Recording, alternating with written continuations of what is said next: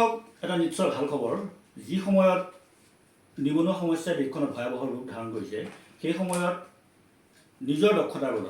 আত্মসংস্থাপনৰ পথ বাছি লোৱাটো আজিৰ তাৰিখত এটা খুবেই আশাব্যঞ্জক খবৰ আৰু প্ৰাঞ্জলে সেই কামটো কৰি আছে প্ৰাঞ্জলে 16জন মুঠ 16জন ল'ৰাক শোণিতপুৰ জিলাখনৰ বিভিন্ন প্ৰান্তৰ মুঠ 16জন ল'ৰা ছোৱালীক ইয়াৰ প্ৰশিক্ষণ দি আছে আৰু তেওঁলোকে এই কামটোৰ সৈতে জড়িত হৈ নিজকে স্বাৱলম্বী হ'বলৈ সক্ষম হৈছে আমি আশা কৰিম প্ৰাঞ্জল আগবাঢ়ি যাব আৰু এই তেওঁ যি আচবাব প্ৰস্তুত কৰি উলিয়াইছে এইবোৰ যদি কিবা কাৰণত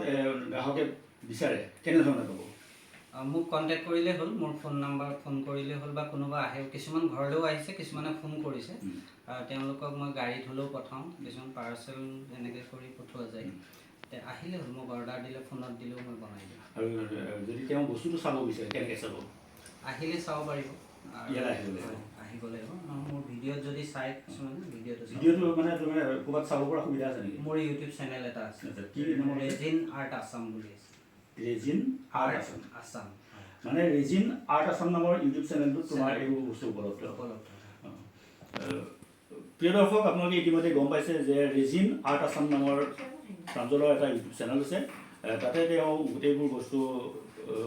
প্ৰস্তুত কৰি থৈছে আপোনালোকে যদি চাব বিচাৰে তেওঁ সেই ইউটিউব চেনেলত গৈ চাৰ্চ কৰি